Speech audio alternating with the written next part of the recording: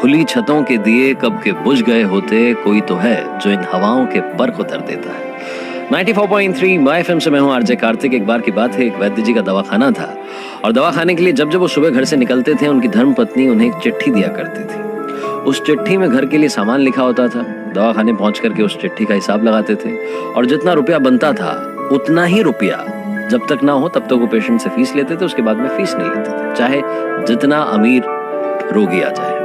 एक दिन वो दवाखाने पहुंचे, अपनी चिट्ठी खोली उन्होंने तो उसमें देखा घर के लिए सामान लिखा हुआ था और नीचे बेटी की शादी के लिए सामान लिखा था।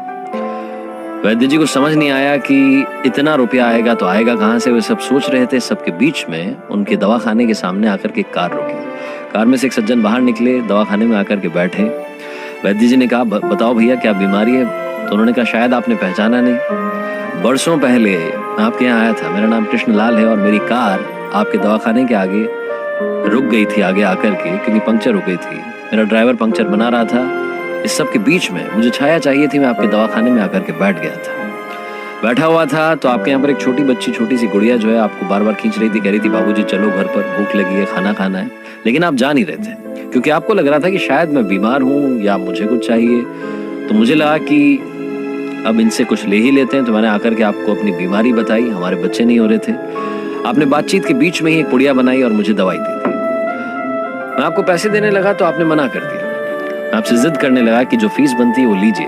तभी वहां पर एक आदमी है, उन्होंने बताया कि आज का वैद्य जी का हिसाब पूरा हो गया। तो मुझे पूरी आपकी कहानी समझ में आई कि आप इतने ही रुपए लेते हैं जितना घर के लिए सामान चाहिए होता है। उस दिन मैं घर गया, अपनी बीवी को जाकर के बात बताई। बीवी ने कहा कि शायद आपकी मुलाकात ऊपर वाले के भेजे हुए बंदे से हुई है, तभी वो इतने महान है कि उन्होंने इतनी बड़ी बात की और ऐसा वो रोज करते हैं। वो दवाई हमने ली। आज मेरे आंगन में 2 बच्चे हैं। आज मैं शहर में आया था और अपनी भांजी के लिए शादी का सामान खरीद रहा था, तो मुझे मालूम नहीं क्यों वो छोटी गुड़िया याद आ रही थी। तो जो सामान लेता जा रहा था उसे रिपीट करते जा रहा था, 2-2 सामान ले रहा था। ये बात सुनने के बाद वैद्य जी की आंखें चौड़ी चौड़ी रही। उन्हें समझ नहीं आया कि क्या हुआ है। उन्होंने कहा कि आप यकीन नहीं करेंगे कृष्णलाल जी, आज सुबह जो मेरी धर्मपत्नी ने चिट्ठी दी है उसमें बेटी की शादी के लिए सामान सबसे नीचे लिखा है।